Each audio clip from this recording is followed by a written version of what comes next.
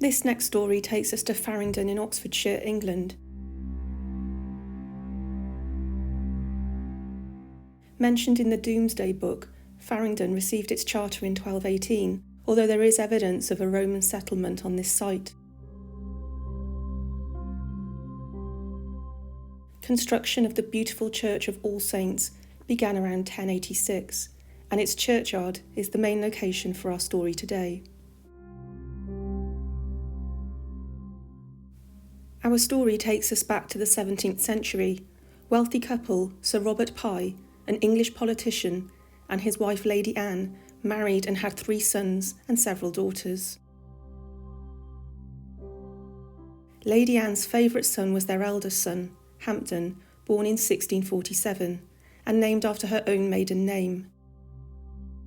Lady Anne and Hampden enjoyed a close relationship, growing up with wealth, comfort, and his mother's doting love.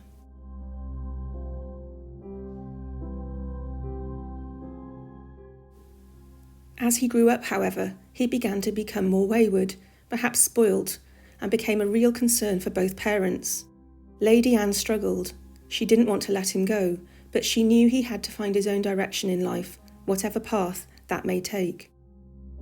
Sir Robert Pye spent much of his time in London, not really present to fulfil his role as a father, and Hampden, as a young man now, began to frequent the local taverns, drinking and womanising into the early hours.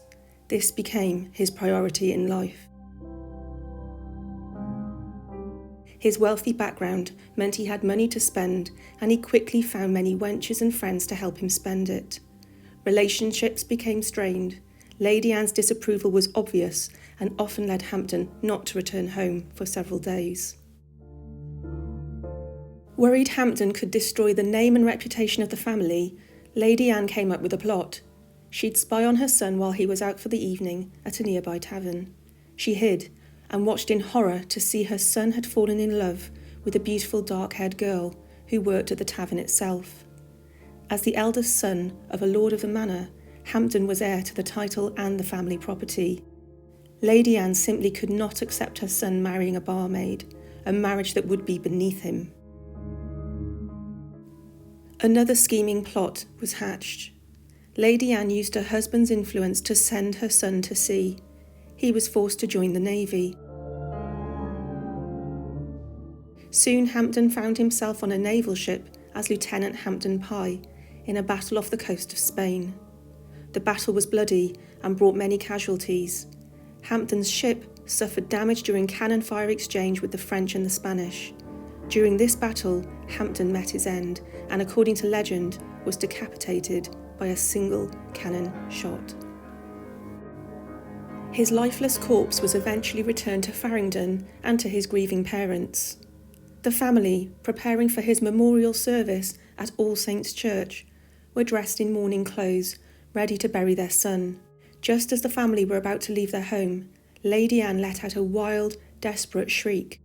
The locals were startled and couldn't understand where this agonising sound, that didn't sound human, had come from.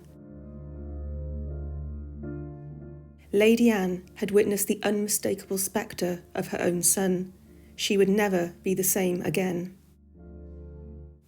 Hampden's apparition appeared only to Lady Anne, despite her husband, daughter and other son being present.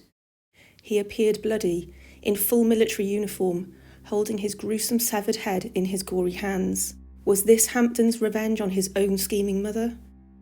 For many years, Hampden's headless, restless phantom was seen haunting the north side of the graveyard of All Saints' Church. His appearances at dawn and dusk became well known to the frightened people of Farringdon. Eventually, in the 19th century, and after many years of haunting, it was agreed that an exorcism was needed to finally lay his tormented soul to rest. The exorcism, carried out by the vicar, used an ancient technique dating back to the 9th century. The ghost was proclaimed to be the work of the devil. The church bells were then rung, followed by the church Bible being suddenly slammed shut. At this moment, the flames of the surrounding candles were all snuffed out. As the flames disappeared, so did the ghost of Hampden, who was never seen again.